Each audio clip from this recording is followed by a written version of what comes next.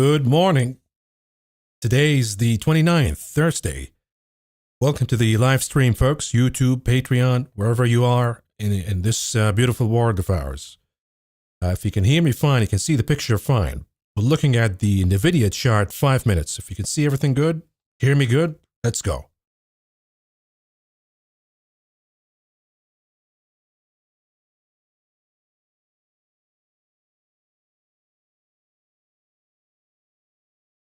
All right, folks.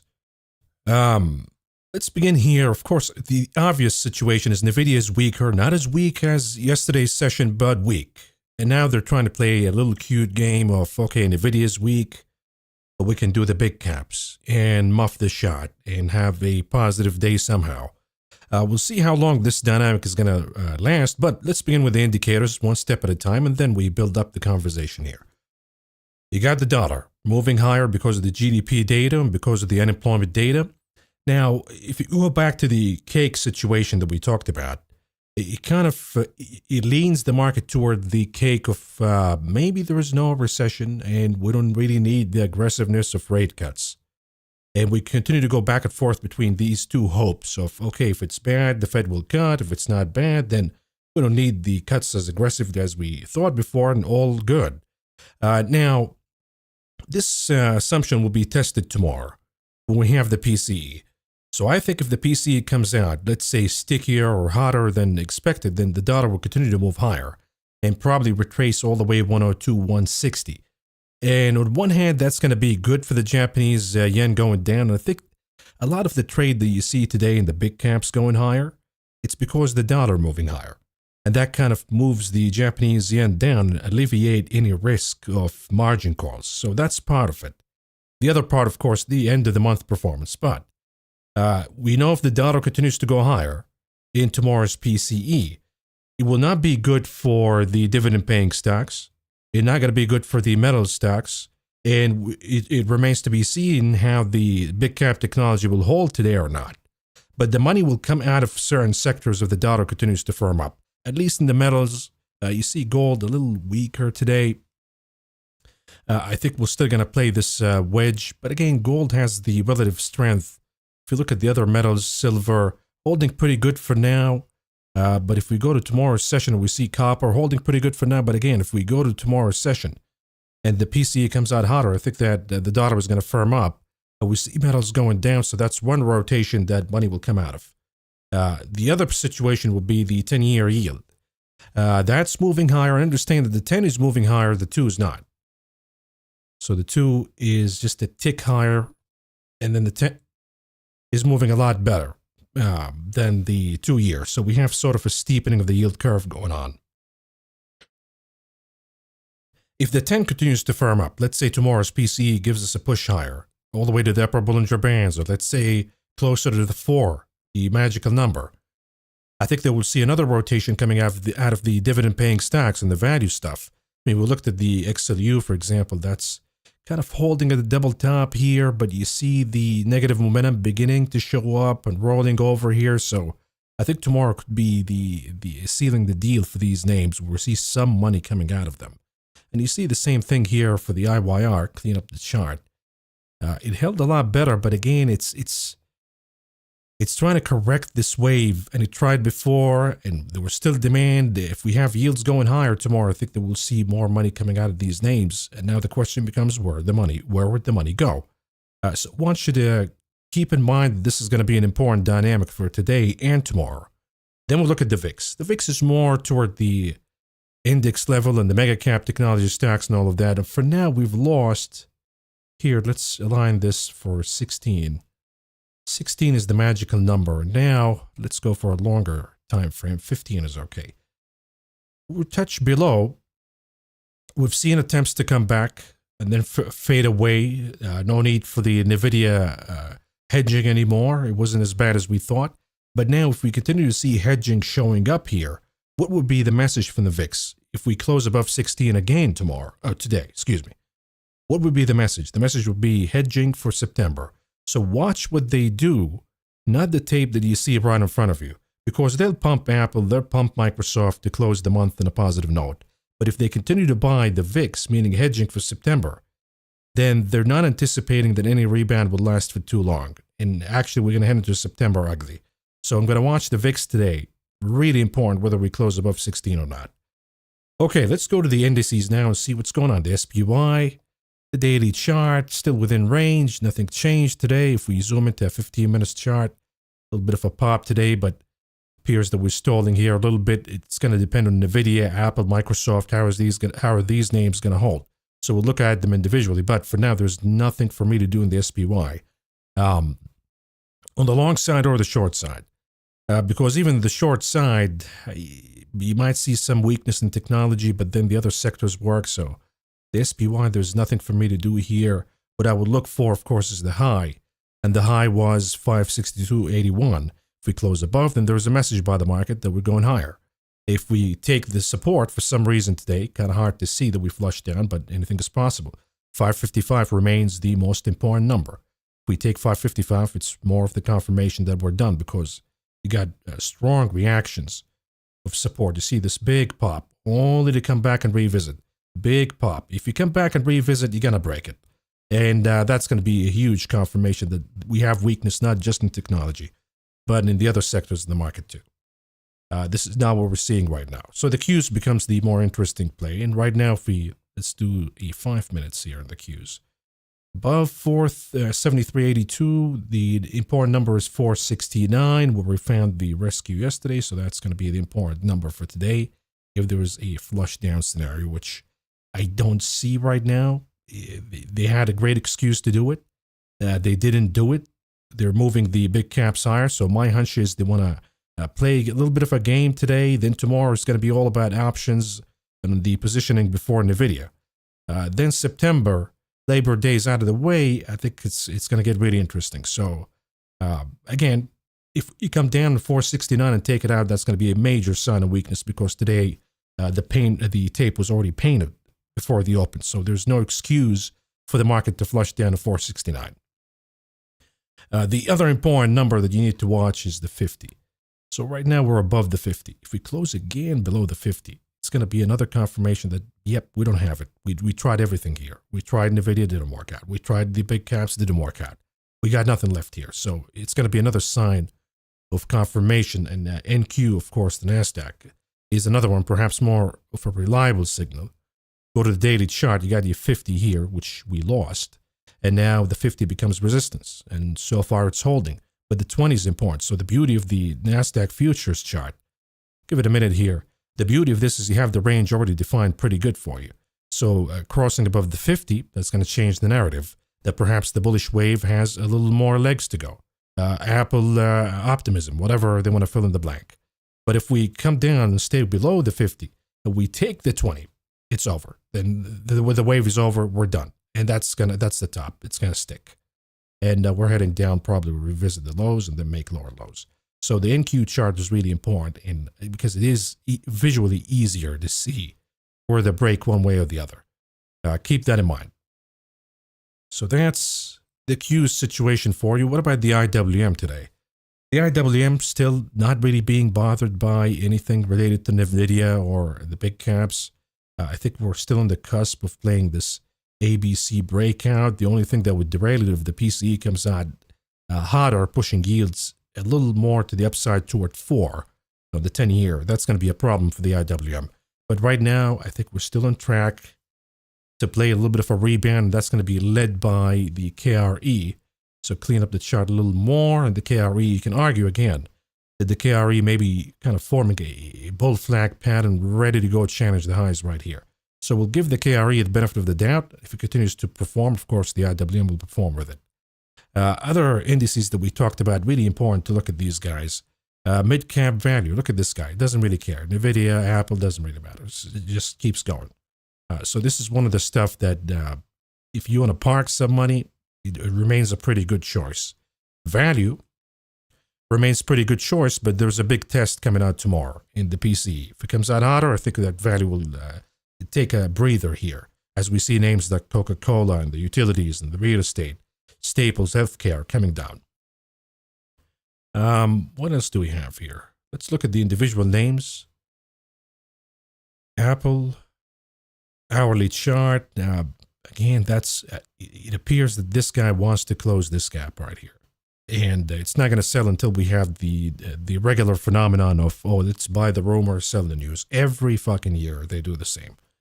So I think that's going to be the dynamic here with Apple. I'd be really surprised if it flushes down at the end of the day and reverses. It's going to be a major negative sign for the market. But right now, I think they painted the tape, got some buyers in, and it's working so far in keeping the indices tape afloat, since NVIDIA is on the weaker side. Now, NVIDIA, of course, since we're talking about it here, NVIDIA, let's do the hourly chart. 120, that's okay. If you go to 120, you lose 120, that's fine. It's not a major loss. You take 117, then that's going to be my bearish confirmation here, that NVIDIA will continue to flush down to further targets to the downside. 110 will be in play again. And if you have the spread, that's going to be in play for next week. Even the 100 for September will be in play. But once we take 117 as support. Now, let's do other names. Microsoft is one of the names getting pumped today. I did a few day trades on Microsoft earlier today. Some of them lasted for like a minute. But there was a lucrative one right here. I think it showed an option strat. Let's see it here. I think my trade did show up. It was a put that I bought in the morning. 417. I think this guy right here. Oh, this guy. Yeah, I didn't spend this guy. This was my trade right here. And we closed it, by the way. So, anyways, we'll talk about it later. But Microsoft still holding here. Not seeing a sign of weakness, at least today. But again, we'll look at the daily chart. The 20 becomes important. Closing above, okay, it restores a little bit of a hope that, you see the rescue here, right? We're about to roll over and finish the bullish momentum and begin a bearish momentum. But you get a little bit of rescue right now. The question becomes, is it going to stick or not? How do we know? You have 417.27 is an important number since we got a little bit of reaction here before. Support right here. We got it as resistance before, here, support here. So we know that this is an important number. Coming back, closing below, that's going to be a problem for Microsoft. If we close above the top of the breakdown candle, 426.79 right here. Oh, that's going to change the story. That's going to be part of the evidence that, nope, it's going higher, and the Qs will be going higher too. So important to watch Microsoft. But again, if I'm using my experience here, I think what they're trying to do is just muff the shot from NVIDIA before the end of the month. And they figured out they can do it via the big caps. And today, with the dollar going higher, it gives more of an excuse to move these names higher. Meta. Daily chart, what do we do here? Meta, plug in the 20 because the 20 is the important perimeter. And again, we have some negative momentum showing up here in the MACD, but today getting a little bit of a rebound.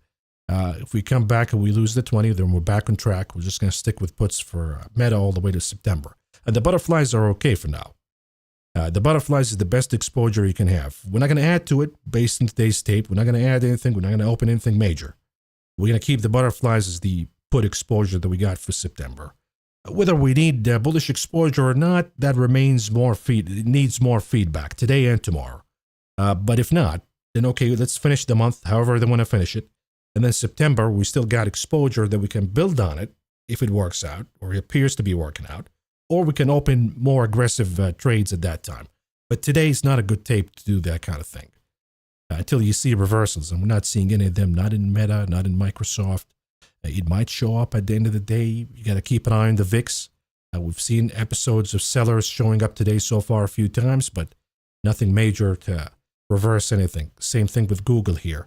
Plug in the 20 days moving average above the 20 for now, firming up a little bit. But if it gives up at the end of the day, that's what I'll be watching for, because that will be a major sign of weakness, that he got NVIDIA down and then the big caps with an attempt to move higher with painting the tape, and then they failed. So I'll be watching for this at the end of the day before I do anything major in terms of trading or opening anything new.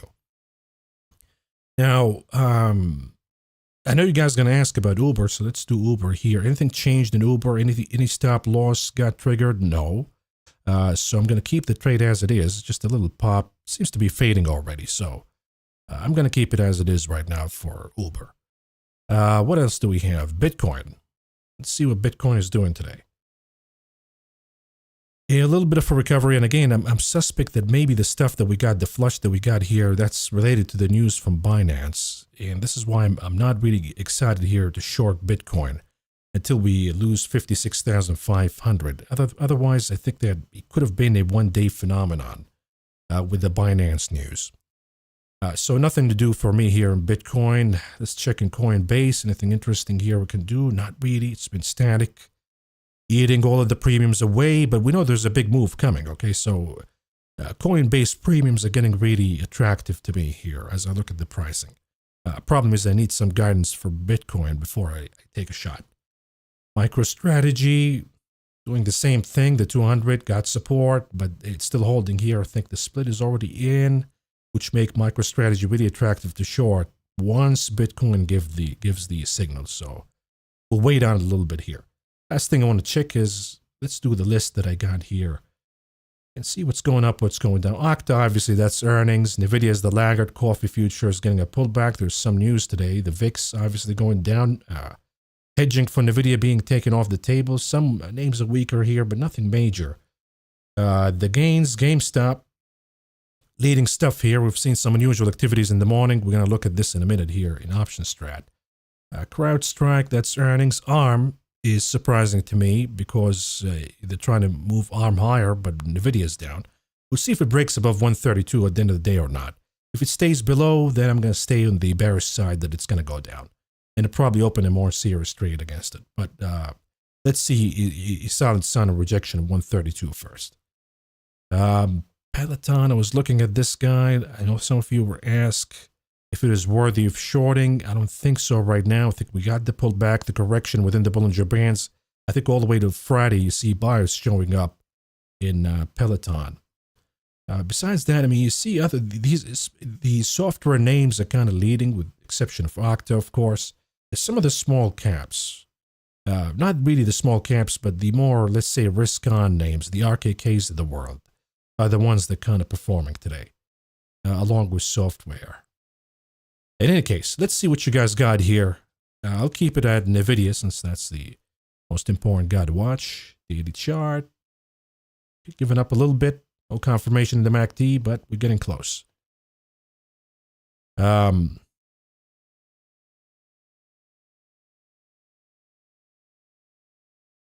Okay, the NDX puts for October and return to the red soon. Thoughts on the right strategy, Neil? Okay, the index, let's see if this is worth keeping or not. The index is going to be lagging for now, so I want you to look at this. Again, that's the guideline here. And you have a really clear one with the 50 and then the 20. And look, if the NASDAQ futures close above the 50, it'll be a warning sign, but it wouldn't be for October, it wouldn't be something that you want to just panic and close the trade right away. If you close above the 50, you need to look at the individual components. Do we have full recovery in NVIDIA, for example? Is Microsoft above the number that I gave you? So Microsoft, if it closes above 426.79, that's going to be a problem because it's going to be leading the NASDAQ higher. Apple, same thing. Are we closing at the gap here? So the close was 234.82. So we're really close here. Do we close above that gap or below? And then reverse.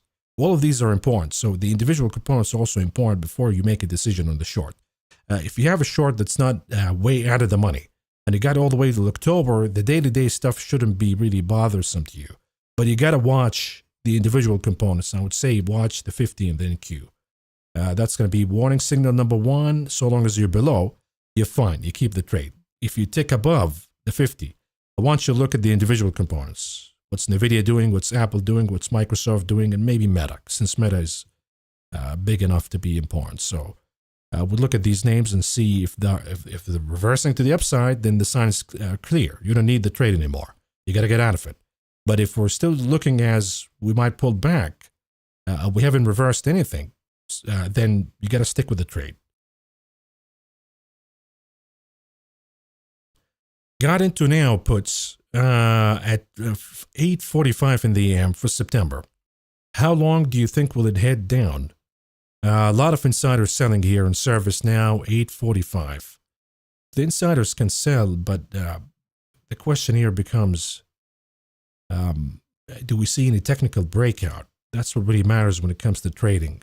If you're investing, if you're buying, if you're selling, then the insider stuff matters more. Maybe it is peaking here, and that's why the insiders are dumping. So if you're an investor in ServiceNow, that kind of information matters to you. But if you're a trader, what really matters here is the technical formations. We don't have any breaks here. It's good that you're seeing a little bit of an inverse hammer situation showing up here, but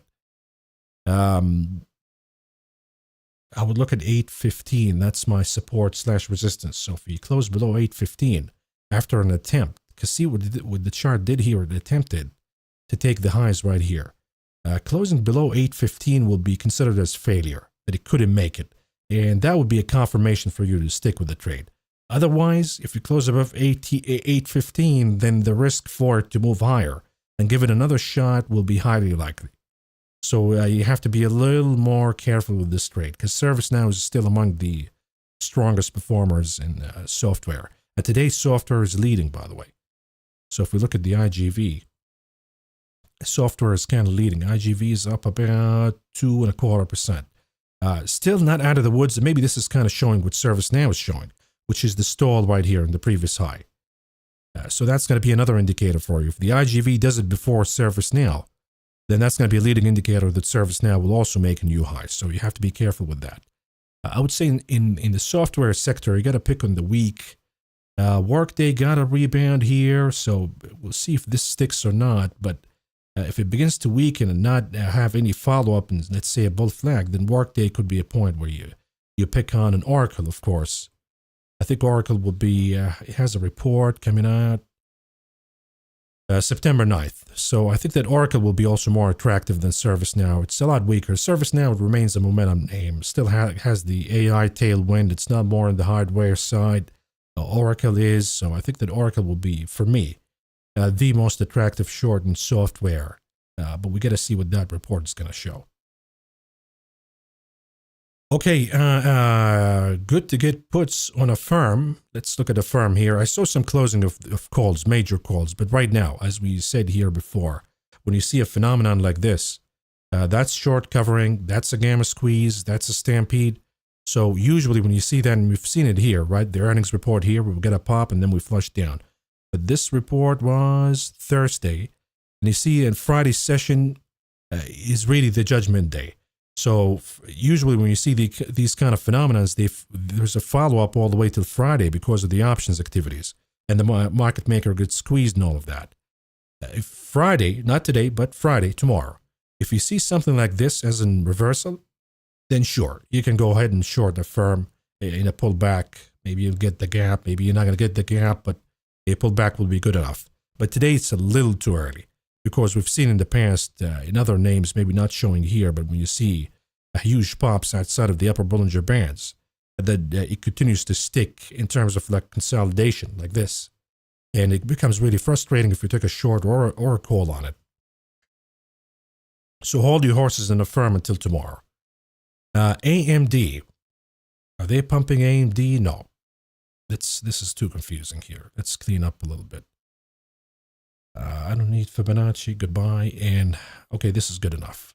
So we have still the lower high, we're rolling over with no confirmation yet, and we haven't lost the 20 yet to get that confirmation that we're heading down. So close enough, but not with the confirmation yet. Give it a little more time. I think Micron, if we look at Micron, is the one that's looking weaker than the rest. And you got to remember, this is hardware, and it's more related to the Blackwell chip, so it's going to have a tailwind for a little while, and then it's going to fade away. So for me, Micron, looking at the weakest, on the weekly chart now, we're probably going to have a confirmation of a shoulder. So I would rather go with Micron, honestly, versus AMD until we get a confirmation out of AMD. Because you see, Micron is closer to violate the MACD indicator and show us red impressions in histogram. Maybe you want to wait for it till it shows up. Maybe we'll have something as a rescue operation and we firm up again, right? So you don't want to be caught in that. So maybe you want to wait till you get that confirmation here first. And then go with Micron, and I'm going to target the lower Bollinger Bands in the daily. That'd be 85, so we'll do the 95, 85. At that time, probably going to be 90, 80, because we'll be below 95 at that point. So we'll do 90, 80. on Micron. And then we'll see what my AMD looks like. And if it's showing the same rollover here in the MACD, then we'll do AMD too. And at that point, you probably want to do the index because all of them will look the same. Small family office. Based on your choice of music, are you born between 1960 and 64? Not really. The music is from the movie Wall Street. So it's kind of legendary among traders. Okay, looks good, sounds good. Thank you so much. Okay, Tommy T says 74, 78. Okay, that's a little better.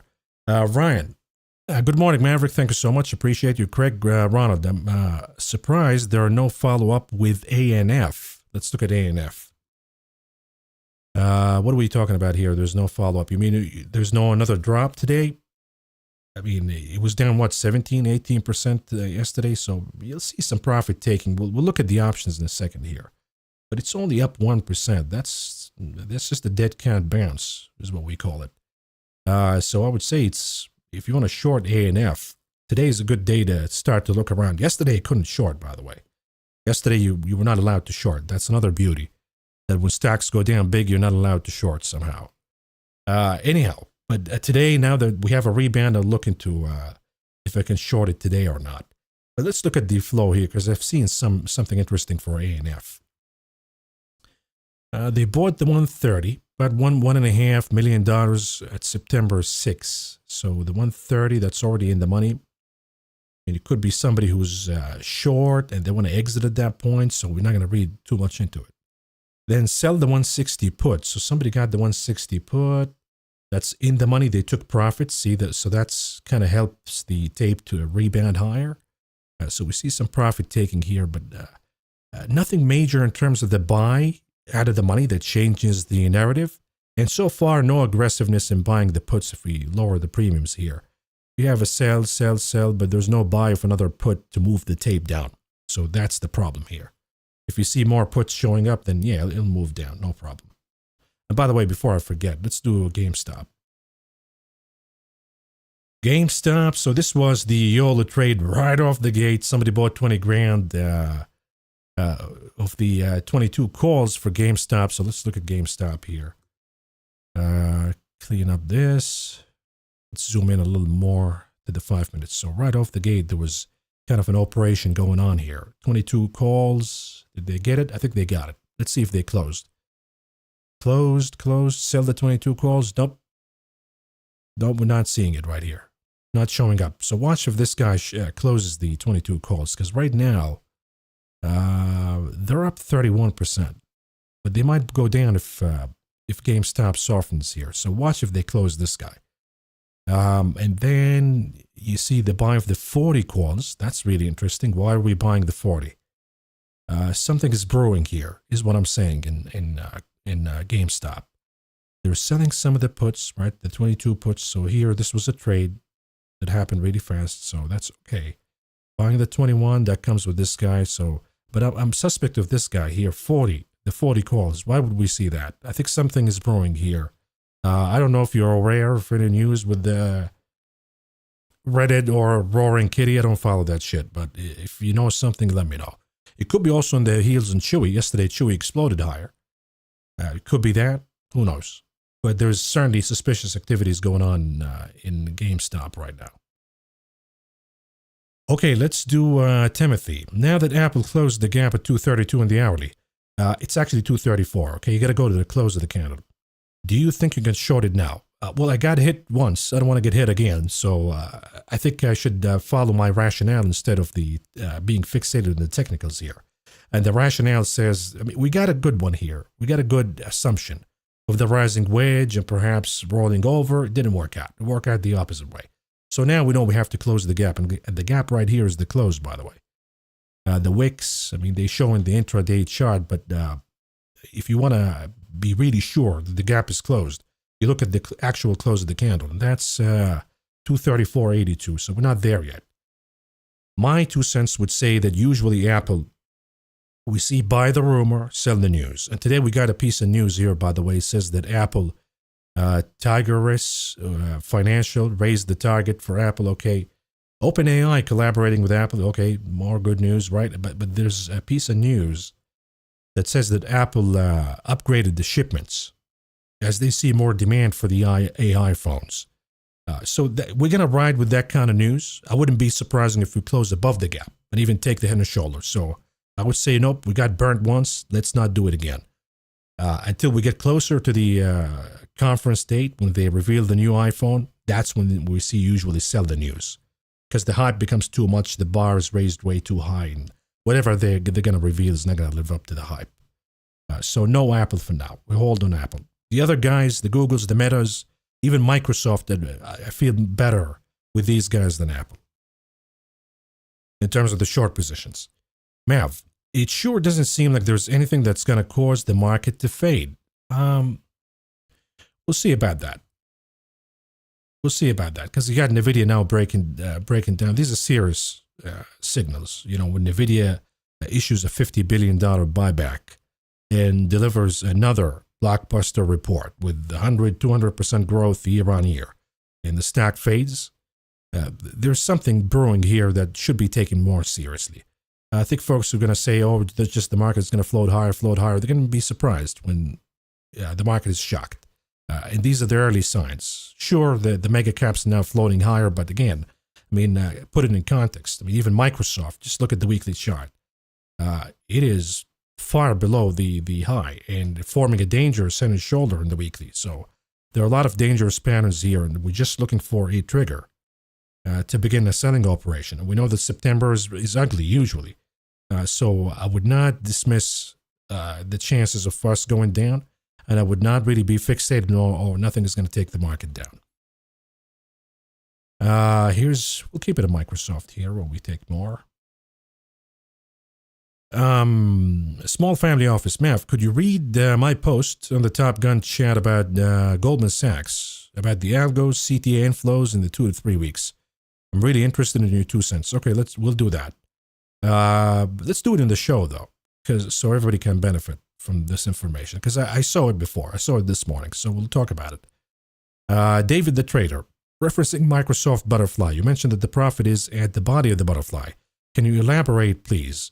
Thought time also has positive effect if a price goes down. If the price goes down, you're okay so long as you're not below the body of the candle by a lot, because the body of the candle appreciates by 2 times your main trade. So you're covered, but once you go above, below in the case of the puts, it becomes challenging. But you could also benefit, by the way, if the stock actually moves higher. Not as high as Microsoft is today, 2.25%, but it went higher. Let's say if it closes up 1%. What happens is the body of the butterfly decays more than the main trade. And then if it plays out your way, and we see Microsoft going down later on, you'll see more appreciation in the butterfly value.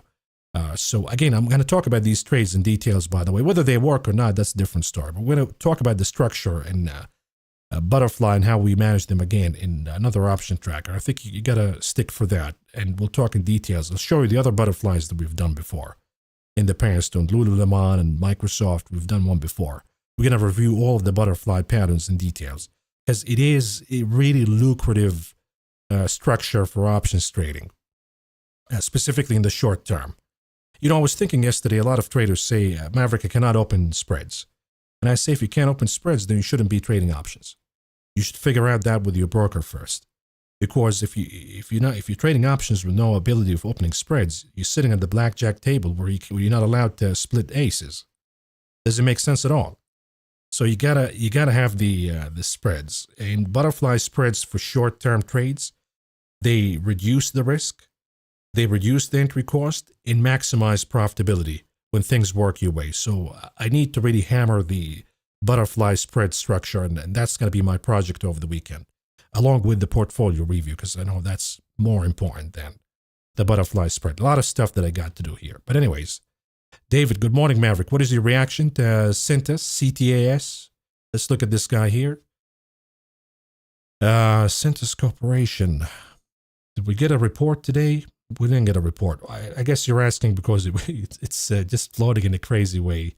There's sort of an algorithmic accumulation here, awaiting a feedback. I think we have a split coming, so Maybe that's what's going on here, but I certainly would not short it at this point. It looks attractive, overbought, got it. But you could have said that right here. And it just continues to float higher. So we need to see a reversal candle showing up first. Reversal candles such as this guy right here, that's called the bearish engulfing. Would like to see this guy. Would like to see stuff like this. And then you see it move down. So right now, it's not showing up in this guy. We got one right here, but it's not quite, it didn't quite play fully. So we got here, probably the announcement of the split is what did it here.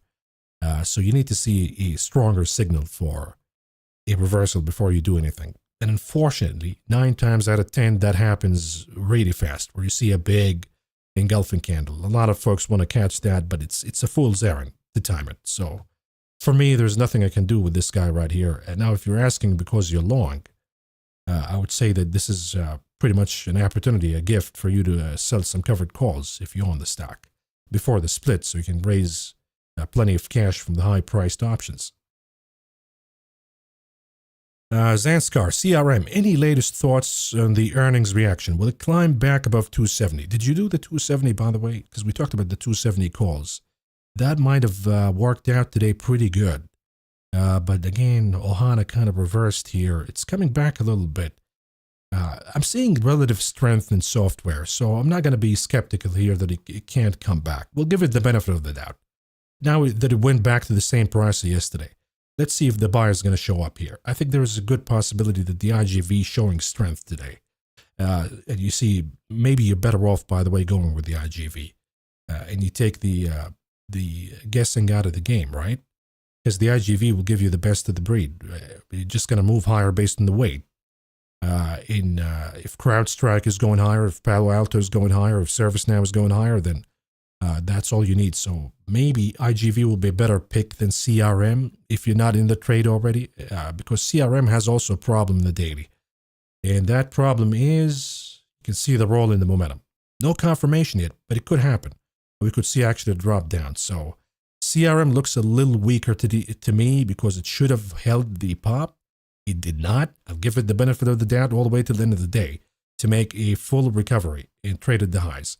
If it doesn't, then if you must go with software, just go with the ETF. IGV is looking pretty good right now. And by the way, look at this.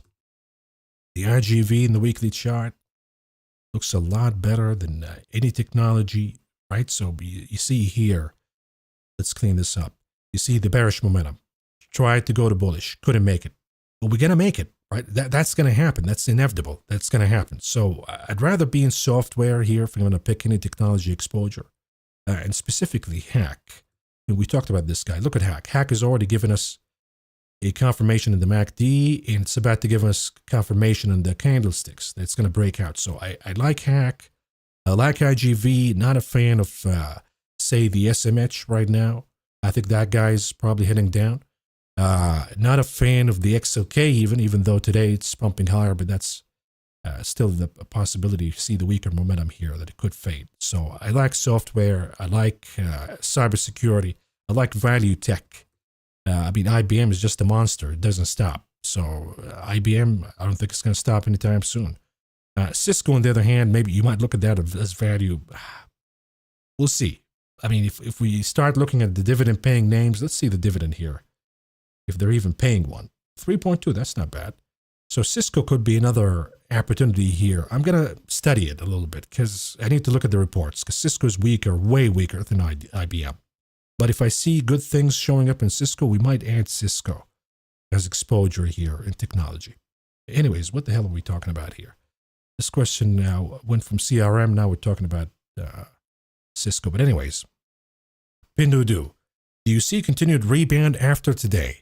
Any indication from option flow beyond this week? Do you see it rebounding back to 100 near term in a week or two? Let's do Pinduoduo here. I'm interested in trading this guy because it is lucrative. So let's look at the data here. We got a tiny rebound today. Let's see how much. But 5% is not tiny, but it's tiny considering the fact that we lost 50% of the stock. But anyways, let's look at the flows here. Yesterday we've seen closing of the puts. Let's see what we have here. I'm going to look at the summary. So you have bullish flows. Let's look at the buy side. So they're buying calls about 9.4 million. They're buying puts about 105,000. So clearly the buy side right now, even out of the money, if we do out of the money, yeah, they're all out of the money. The flow right now is highly positive for Pinduoduo on the buy side. Let's look at the sell side. They're selling calls, 95 calls, a lot of the 95 calls. So let's see here, selling the 95 calls, that's not good. So here we see Pinduoduo, whoops, where did it go? Pinduoduo. Selling about let's call it $9 million worth of calls. And here they're selling some puts, the 90 puts, 100 puts, but way too small. So I'm seeing some signs, encouraging signs that there is demand, but I don't think it's out of the woods yet. If you want to buy Pinduoduo, you buy it right now and set a stop loss. And my stop loss would be 90. If we violate 90, then we have further downside to come. If you're trading options, it's the same thing. Let's go, for example, let's do here Pinduoduo. Long calls. We'll give it all the way to September. We don't need any more than that. Let's do the 100 naked. Problem is the volatility is way too high. That could kill us. So let's do the 95. See if that's better. 95, sell the 100. Not a good risk versus reward. So maybe in this case, you actually want to do the butterfly structure. So the butterfly, let's see if we have liquidity though, because this name sometimes doesn't show liquidity. So the 100 calls is the one we're going to buy, and then we sell, let's say, the 105, buy the 110. Now we have really cheap exposure to Pinduoduo, and if it works out, look at the profit that we're going to make, right? So the max loss is just you're spending about 55 cents a piece. 100, 105, 110, and you know that you cut loss if we take 90. But at that time, of course, the trade will be down a lot, right? 70%, 80%. So you got to spot it beforehand. I would say if we head down to 92, that's going to be a problem. But this is the only trade that I would do right now. If we're above 100, let's say we go above 100 here and we close above September, early September, then I'm going to book the butterfly and do something more serious, such as go into October and having the 100 in the money in case I want to buy the stock at that price. So this is going to be the strategy. First butterfly. If we get a confirmation, then we confirm with a more serious trade. It's the same thing we're doing with the big caps right now when it comes to the puts. Okay, some calls are being bought in Pinduoduo. There you go. Yeah, look, I'm with you, and I might do the butterfly today. I think it's an attractive play that's worthy of exploring. Now, as an investor, if you think that Pinduoduo is going higher, then you got to remember that Baba is higher quality. And Baba went down in empathy of Pinduoduo, but now if Pinduoduo is going to rebound, then Baba becomes also attractive. So you got to look at Baba here. And if we do September, just give it a chance to work out and then see what happens. Let's go with the 85, about 6%. That's a little too steep. That's a little too steep. Let's do 82 since we're not so far from here. 82, and then we sell. Let's see what the 90 is going to give. At 50 cents, that's okay. So we have 82 to 90. That's a good spread range, and we're risking about 185, 180 to make 600. Really good risk versus reward. So this is another trade that I want to do here with Baba. If we indeed seeing that Pinduoduo is bottoming. So let's go and see the flows here for Baba. Buy the 95 calls. Okay, good. 95, 150. They're buying way out of the money, so that's good. They're selling the 75 calls. That's okay because, I mean, that's already in the money. Somebody's booking profits. Maybe they rolled to one of these 95 ones. We're seeing the 80 being bought. So, yeah, I do like Alibaba here a lot. The only problem, of course, is the dollar going higher. So if we have a spike tomorrow, it's going to be a problem. Let's plug in the dollar here just to see if the impact is really that significant or not. So here, see the dollar going down. Let's expand this a little bit more. Clean all this stuff up. Okay. So here, the dollar going down. See, dollar goes down, Baba goes up, dollar comes back up, Baba goes down. So, but they've traded together before. Okay, so I don't want to be fixated on the relationship with the dollar. I want to look at Pinduoduo. If we have a bottom in Pinduoduo, I want to take a trade on Alibaba just as a proxy for Pinduoduo. And I want to own the stock, to be honest with you folks. I want to own the stock, so I might do the spread first, and if it works out, I'll buy something in the money, like in the money calls with expiration date of October, December, and exercise, and just if BABA goes higher, I'll own the stock. I know it's been frustrating for the retail investors and the bros on social media who've been pumping BABA for the year, but it's going to work out. You just got to give it a little more time.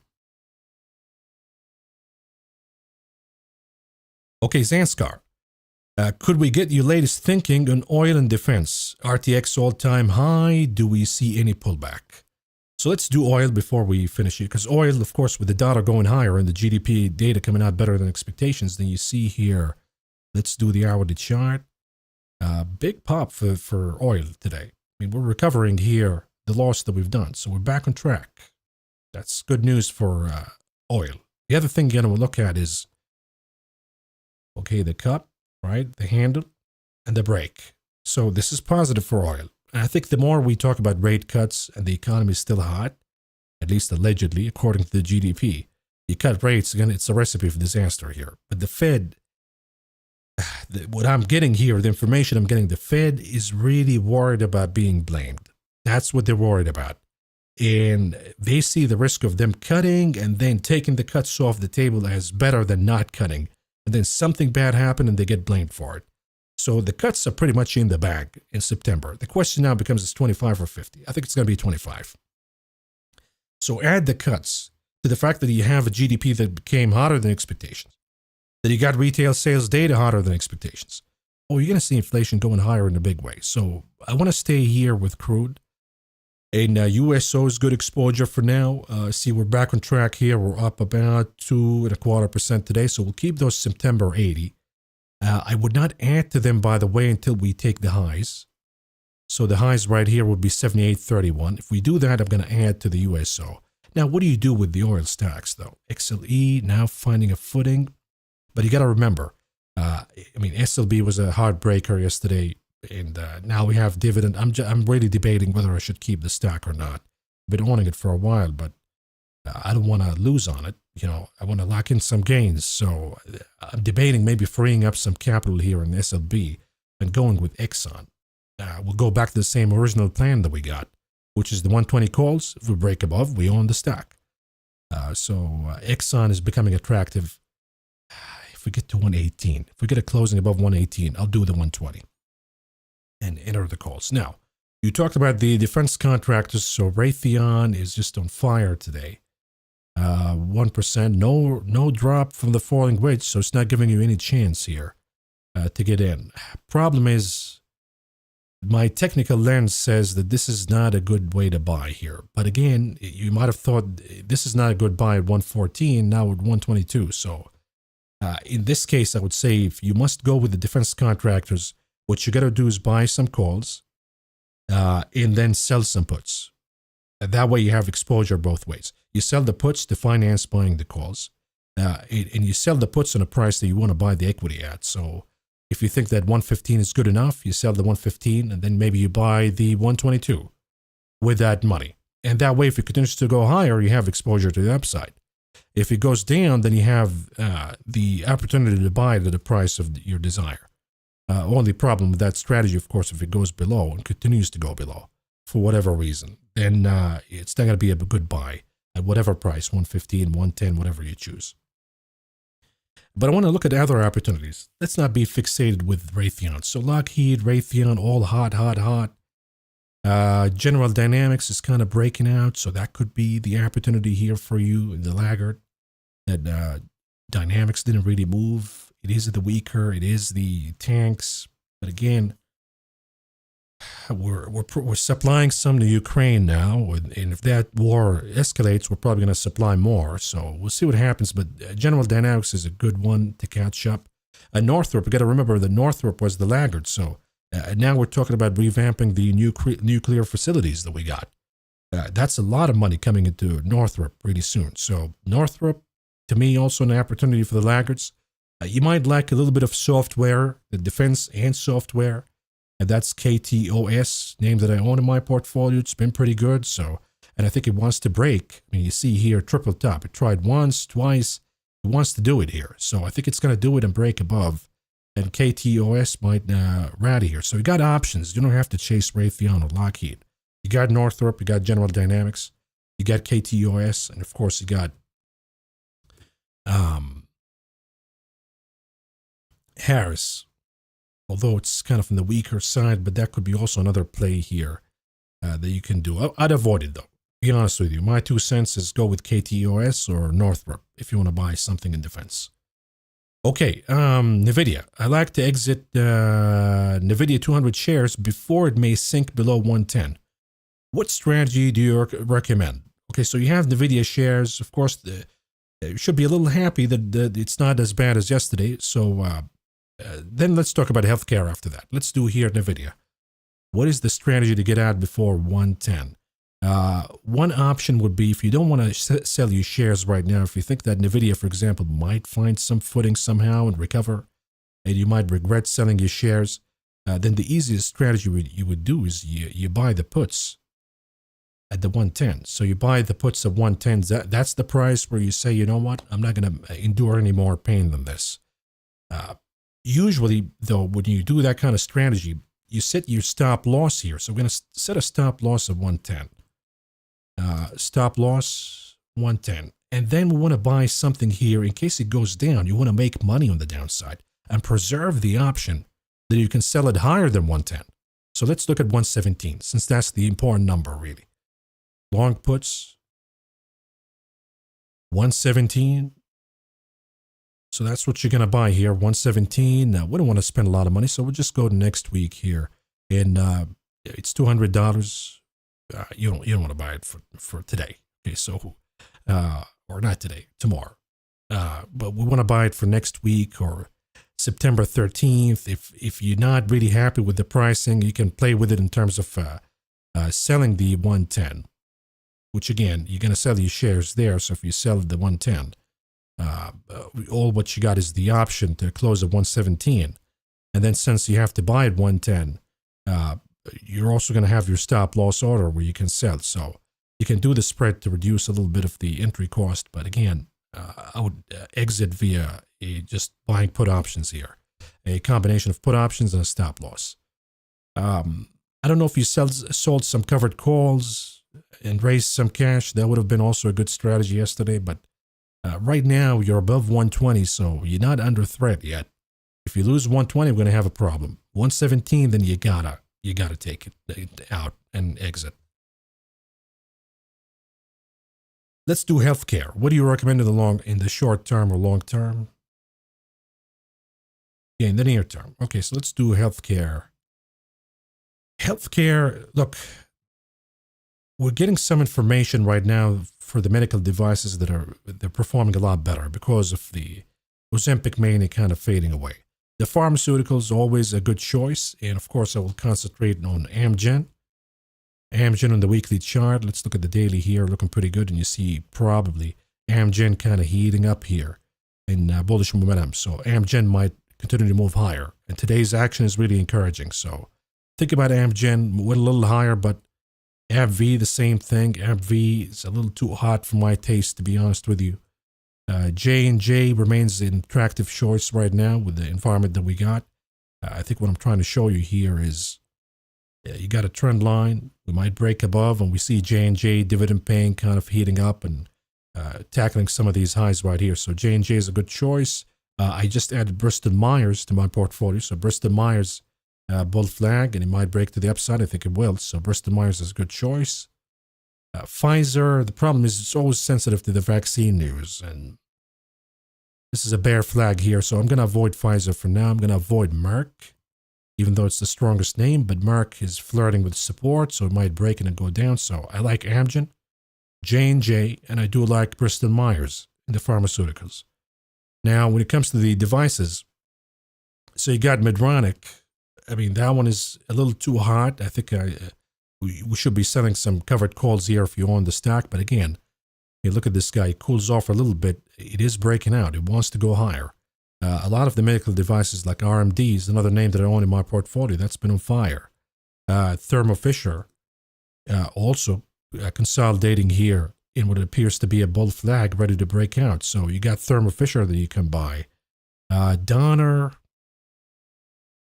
These are all stacked positions, by the way. Donner are the same thing, by the way.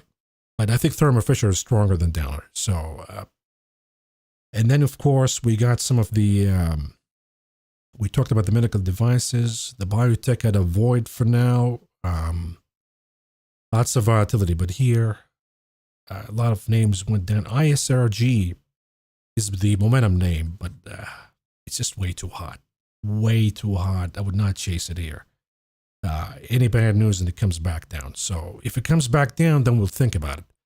But now I think that Edwards could be a better opportunity since Edwards already got whacked. So keep these names in your list. All of them are pretty good. Healthcare is a pretty good sector to be long in this period. It's going to outperform. Okay, let's do here. We talked about NVIDIA. No more questions, folks. A little slow here. I don't know if you guys with me or not, but anyways. Let's look at the indices. Nothing going on in the SPY, the Qs. Still within range. Is Apple moving? Not really. Microsoft, is it moving? Stalled. Google. Stalled. Amazon, we don't talk about that. Stalled too. So all of them stalled for now. NVIDIA. Still stalling in this range. We'll watch 120. So we have a lot to watch for. NVIDIA 120. That's number one. Number two, VIX 16. And we're going to make it or not. We're going to find the energy to go VIX 16 or not. And then, of course, NASDAQ futures and make it easier, visually speaking, of course. Plug in your 50. Plug in the 20. And any violation one way or the other will be a confirmation that risk to the upside or risk to the downside. So these are the three that I'll be watching all the way to the close. If we don't have any more questions, folks, I'm just going to wrap it up right here.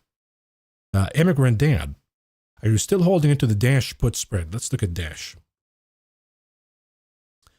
Yeah, I'm holding on to it because there's no violation. There's no cut loss going on. Of course, that's the risk is always that it might just staying here to build the energy to break to the upside. Case in point, Apple. So there was always risk to that.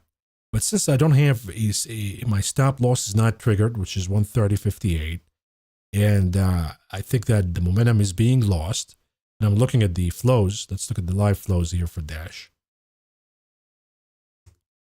We're not seeing anything going on major, so I'm going to stick with it for a little while here. I think when we go to September next week, and if we don't see a move, we're still stalling and eating away time, then we got to do something about it. But I think that when these things play out, they play out aggressively. And in no time, the trade will be profitable right away. If we get just a little bit of a whack and we're down at 123, 122, the trade will be profitable right away. So I want to give it a little more time since there is no violation of any stop loss price-wise or time-wise. Disney, I like to bet to the upside via call options. Do you see 90 calls? Look, the insiders are buying Disney. At least the problem with Disney is it's been flat since 2014. So that's the problem. But Disney, do you see 90 in October or November? What I would say here that you're onto something, because what I'm hearing from the managers is they're accumulating in Disney. They want to, at least. They think that Disney is value. They think that Disney is more like Nike, and some big investor will find the opportunity in it. They think that Disney is like Starbucks, and it's going to get news where the shorts will be shaken out. They think Disney is probably going to be Lululemon today. That's another name we have to watch. That's going to be one of the most important names. We got to do a trade before we finish, and earnings, Lotto, and Lulu. But Disney right now, since we have some good news in terms of folks want to accumulate, and we have sort of an inverse in its shoulder, yeah, there is a possibility that Disney can move higher. And if we plug in, say, the 50, I think that's going to be the next challenge. That's 93.54, so a little bit more room to the upside. When do we know that we're wrong and we cut the loss? You see the wick and this shoulder line. The wick was 88.76. You take that out, so cut loss 88.76. The first target is the 50, which is 93.54. So that's the trade for now. We're going to aim for 93.54. And we know where the cut loss is, 88.76 at any time. We're just going to get out of the trade. Okay. We have here, thank you so much, Ryan. I always appreciate that. And we'll do the Iron Condor, we'll do the butterfly. We didn't do Iron Condor yet in the options tracker. So I'm using the trades that we've done as an example. We'll begin with the wedges. We'll do the butterflies. I'm going to do my best here to finish them this weekend. And then we'll do the Iron Condor. What are you seeing with Dollar General? At multi-year low. Dollar General, the problem with this, guys, is it caters to the weaker consumer. I don't want to say poor consumer because, wealth doesn't really make what kind of quality of person you are, or income doesn't really matter. So let's call it the weaker consumer, and they're getting hurt. They're getting absolutely obliterated in this economy. So it's not surprising to me that Dollar General, Dollar Tree will be weaker. Now, when you look at something like Ross, what Ross benefits from, sure, it caters to the lower end consumer, but we also have folks who rotate. So middle class consumer who now cannot afford the Nordstroms. They want to downgrade to Ross and buy stuff from there. So it benefits from that kind of aspect. The Dollar Generals, the Dollar Tree, you don't have a rotation to it because if there's a wealthier consumer that's going to rotate down or downgrade where they shop, they're going to go to Walmart. If Walmart becomes way too expensive, then Dollar General benefits, aka when the recession actually hits. Okay, so when the recession actually hits and we see panic and all of that, Dollar General would be a good pick to buy. The question now becomes, will it survive between now and that point? And if it does, at that point, it'll be part of the recession portfolio. Okay, let's do Farouk, explain the 50 days moving average. Before close, you mentioned if it breached 50, then enter the trade. What if the price action moves up after hours? Does that matter? It does. But usually the close is what matters. Daily closing is what really matters. So now we got one close at the 50. Now we're trying to close above, right? We're trying to play a game here to reclaim the 50. If we close below again today, then it'll be 2 days in a row you're below the important number, where it supported the chart not once, not twice, 3 times in a row, actually 4 times. 1, 2, 3, 4. So if you lose that at the end of the day, it's more of the signal that, okay, we don't have the energy to trade above it anymore, but we're going to have a steeper pullback. So that's how I look at the behavior. But also look at the NASDAQ futures because that's more defined. So if you're worried about the after hours and a pre-market session and all of that, look at the NASDAQ futures and use their moving indicators as the parameter that you make a decision based upon.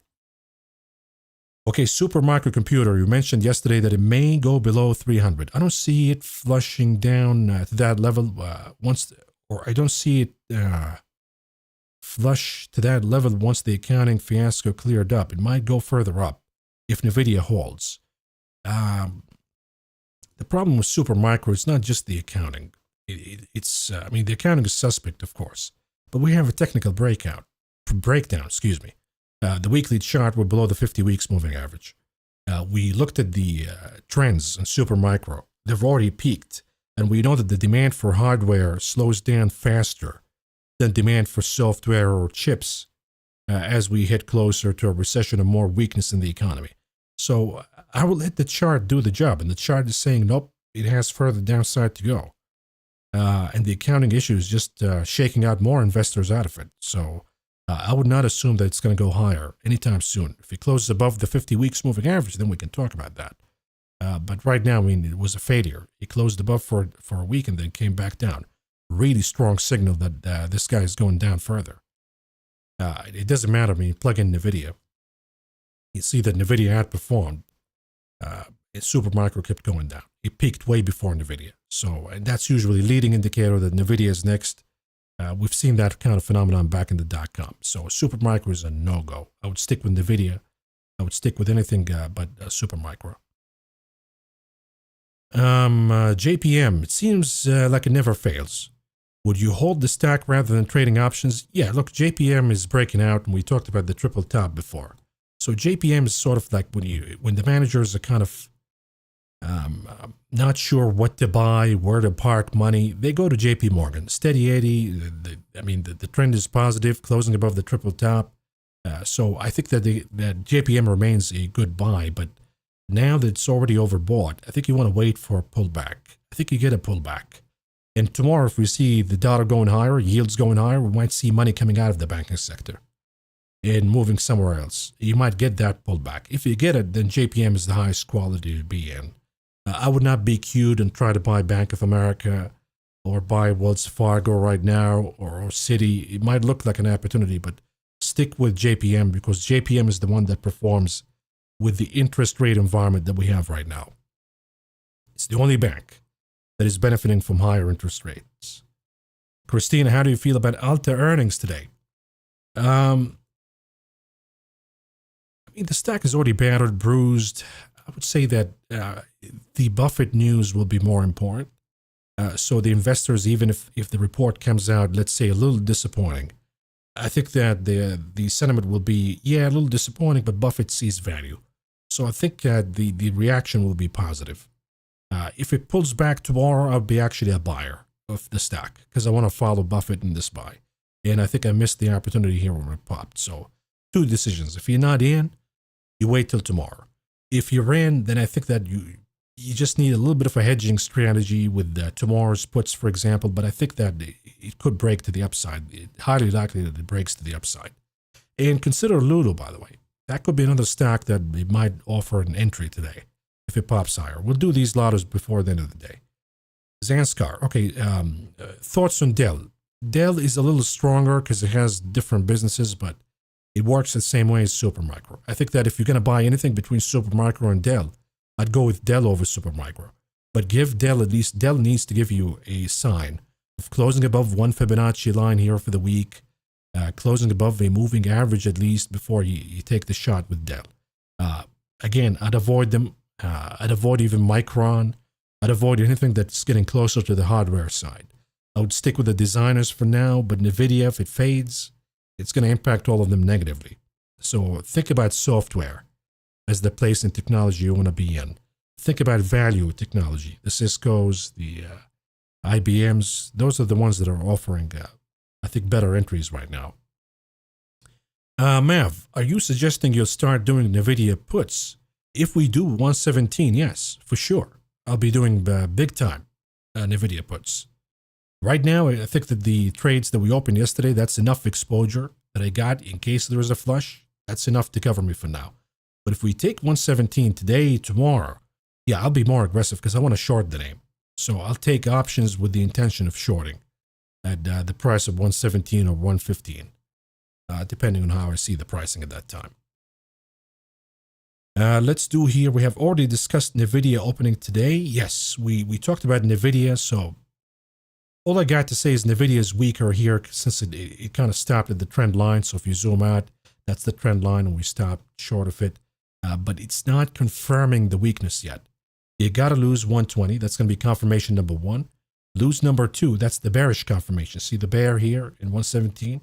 Once we lose 117, big time. You're going to go big time with the puts because you're probably going to flush down further. And you'll see more exodus, more folks now believing, okay, look, NVIDIA topped. Okay, we got the series of lower highs. I got to get out. So you see a flush down in the name. But 117 has to be taken out first. Let's do here Lulu. You got lost on the covered calls, 922.50. Any advice to exit? Well, if you have loss in the 250, what do you mean? Covered calls, you sold them, you got the credit, now you're above, right? So you owe the money. You owe money at the 250 rather than, give it a minute here.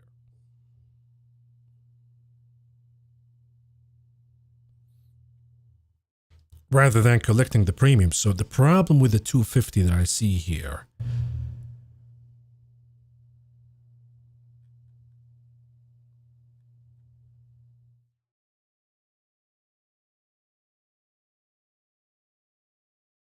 okay, the problem that I see with the 250 is if we close above in a big way, say after the report we're at 280, 300, then those puts that you sold will obligate you to close your shares. So you're going to sell at 250 and miss out on the gains that could come. So I'll be really careful with that.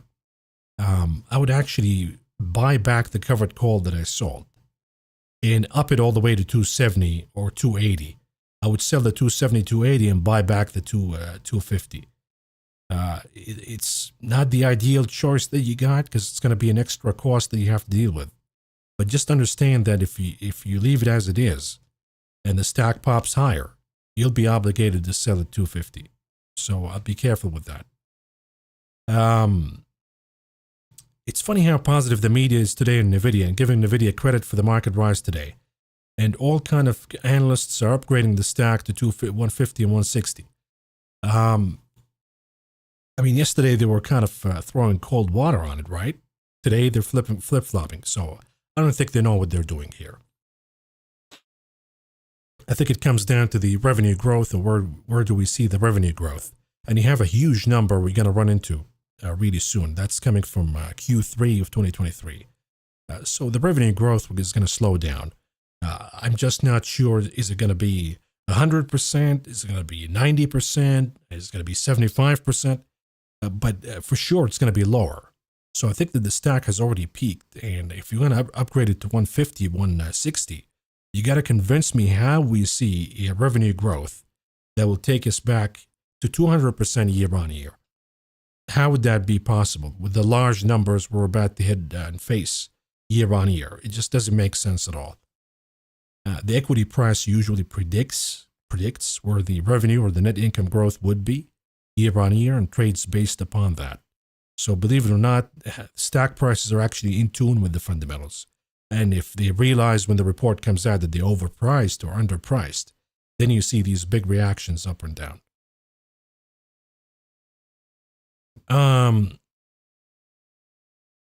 What's going on, Mav? Thank you so much, GBT1978. I hope my Chewy trade is not toast. My trade was in the money, then yesterday's earnings came out good. The 25 puts, October 18th. Oh, yeah, look, we saw the unusual activities in Chewy, so you have 25. Problem with that, to be honest with you, I'm being honest here. I think that we see more where this positive reaction came from, where we see more buyers here coming back. So, unfortunately, if I have the 25, I'm going to close that. I don't know if there's any money left or not, but if there's no money left, you can leave it as a wild card that it might come back to life. We've seen those before. But if you have some money left, I would say that we'll take that money and do something else with it. Because usually you'll see more reactions where that came from. Should the butterfly spread be rolled to next week? No. We're talking about the butterflies for the SMH, for ARM, for all that stuff. No, because that was an earnings play. Either it plays out by Friday or not. We're not going to roll them into next week or anything like that. We'll open new trades. If we get more confirmations, we'll open more trades. I think right now, if you have the butterflies for September that we've done in technology, the big caps, that's okay to keep for now. And that's as far as the exposure that I'm going to have. If we get more confirmations today, tomorrow, I'll be more aggressive and let you know right away what trades I'm getting into. But I think it'll be a fool's errand, for example, to roll, let's say, the AVGO spread or the ARM spread for next week when you have a positive reaction, not a negative one. Now, if we had a negative reaction and we're just a touch outside of the money, we need a little more, then it makes sense to roll it. But when you have the opposite reaction of where you're betting on, it doesn't make sense to roll it. I mean, the strategy was to begin with to reduce the loss as much as possible if it goes the other way. So I'm happy with that. I'm not going to add to it. AVGO with VMware. I see it as a good investment. Earnings next week. Do you see it pop? Do you see a pop prior? You're holding the 165 calls at a small loss. Are we talking about AVGO here? 165. You say it's coming from VMware. It used to be VMware. Used to be a stock listed here, not anymore. I think because they bought it, right? So, look, I think it's at the mercy of NVIDIA. If the big guy says that we're peaking, then this guy's not going to be able to fight. All of them will continue to go down. So, I'm in the bearish camp of AVGO, be honest with you. 165, could it play out, at least based on optimism until earnings and we see a move higher? Sure. But I think at the end of the day, NVIDIA will have the most important impact on it. And now that you have NVIDIA and AVGO, you need to reduce some of the redundancy. So either you stick with AVG or calls, or you stick with NVIDIA shares. But if you have two, you're playing the same game with more money. Let's do here Unity software. So if we do Unity, do I see anything in Unity? I see maybe the possibility of inverse on his shoulder, but we don't have a close above. Let's up this number here to 18. I think 18 will be more accurate, an easier number to digest. So if we close above 18, confirmation of an inverse on his shoulder, then you buy it at that point. Right now, you got no confirmation, so we'll wait. It looks pretty good right now, but we're going to wait. Thoughts on Microsoft 920 400 puts? I would not open them right now, okay? I'll just leave the butterflies. If you got them, just stick with those butterflies. Microsoft reverses, goes down, we play that game. But right now, I would not open it without seeing how this tape is going to close. Are we going to be above or below the 200, the 50 days moving averages, number one? Where would the VIX be, above or below 16? Where will we be in NVIDIA? 120, 117. All of these are important numbers that we have to see. I would not really do anything major right now until I see these closings at the end of the day and see how we're going to do Friday. Because the managers will also try to position to pump the market as much as they can to close positive, to secure one more bonus before we head into the ugly month of September.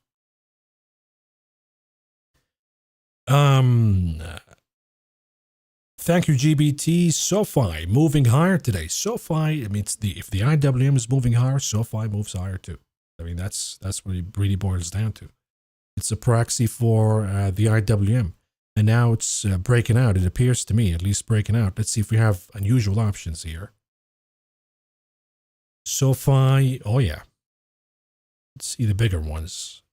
So they got some 25s here, 7 calls, 8 calls, buy, all buy. Only 1 put's got bought. The 10 put, which is a little further away from the money, so that could be also somebody who's positioning for the stack. Buy the 8 puts, okay, but again, dwarfed with the calls that you see here. Mostly at the 8. I want to see 9s, 8.5s to continue, because the problem here, if they close these 8 puts that they bought, or the 7, if they close them today, then it's just going to be a pump and dump. But if you don't see closing, and you see them rolling to 8.5, 9, then I think you want to follow some of that. And you might see 8.5 coming really soon. I mean, you have a gap right here. So I'd aim to 8.5. Let's see what that's trading at right now. SoFi, the stock is rising. Supreme Court, okay, that doesn't really matter. That's not really it. It's just a bullshit excuse. Let's do the 8.5. For tomorrow, it's going to be 5 cents. That's a lotto ticket. That's probably going to be a loser. So we go to next week. 8.5, 10 cents. That's as much risk as I'm willing to allocate to SoFi. Tomorrow's OpEx. Are you hinting closing high tomorrow? Will you have post-Labor Day slump? Usually we do. Usually that's what happens. And this is why I say today, let's see how these painting the tape operation that happened before the open, let's see where they're going to close. Let's see tomorrow. If we, for example, close up but not with any conviction, closing above the moving averages, closing above the supports, then that tells me tomorrow will be a better day to place the puts for Labor Day and beyond for September. But I'd love to see a little more confirmations, folks. Right now, it's not good enough to me to go big yet. Discuss the Apple 222.5 put for 920, and the same for the KRE calls. Look, Apple, we talked about this, folks, and I know sometimes I try to do the everyone for everybody to know, but I said once we have a closing above 226.77, if you have any puts that you got for Apple, you gotta close them, because the risk right now will be closing the gap. I don't know if you're gonna revert down and come back down. That could be the exception. But right now the chart is telling me that it wants to do the buy the rumor, sell the news that we usually see before Apple events. So if you have September until the sell happens, maybe the sell will only happen after the stock is at 238. And now the 222.5 is way out of the money. So I think that you should be taking these out and putting them back in as we get closer to September 9th, I believe, when the event is out. We do the sell and use trade. Now, as far as the KRE, I'll keep the bullish trade on it. I think it's on the cusp of breaking out. I'm not seeing anything for me to convince me here that the KRE is going down. So I want to stick with this guy. I got all the way till September, so we'll keep the KRE calls. Okay, the last one, strategy to buy PayPal. When you buy PayPal, because it is breaking out, looking pretty good here for PayPal. It might actually break out of this range once and for all. What I would do here, if you're a serious investor, of course, you don't want to gamble on a lot of things here, but we'll do PayPal, and you don't want to do the 20th of September. You might want to go to November even. You know why? Because if you buy the 75 for September, cheaper, you close above, you commit the capital, you buy PayPal, and then it flushes down later because of whatever. So in terms of buying options to enter positions, you need a little bit of a longer expiration date. That way that if you buy the 75, let's say October, since November is a little too expensive, let's say October, and let's say by the expiration date, the stack is already at 85, 90. Now you have a better cushion to say, okay, got it right. There is no risk here. Let's exercise the options and buy at 75. So I do like this contract right here. The October 18th, 75, cost you about $250. I think it's worth it to do it that way. We close above, and we're trading above comfortably at the 80s, 90s. We're just going to buy the stock at 75. Okay, folks, we're just going to wrap it up right here. Again, a reminder what you need to look for. NASDAQ futures, clean up the chart, plug in the 50. I don't have the 50 right now, but here we can do the 50. I kind of accidentally deleted the 50. So here's the 50, and then we're going to plug in the 20. So closing above will increase the risk to the upside. Closing below the 20 will confirm that down we go in a big way, probably. Then NVDA. The number is 120. If we lose that, warning sign, but nothing conclusive yet. We lose 117. Then that's the conclusion that you should be going short in a big way on NVIDIA. The other one is the VIX. We want to see if the VIX is going to gather the energy, close above 16 or stay below 16. These are really important for us to watch before the end of the day. But besides that, folks, let's just wrap it up right here. We did an hour and a half, almost. That's good enough. And then we'll be back again in the closing hour in Discord. Any updates, I'll be there. Any new trades that I see, I'll be there too. All right, folks, thank you for joining us today, and good luck for the rest of the day. Take care.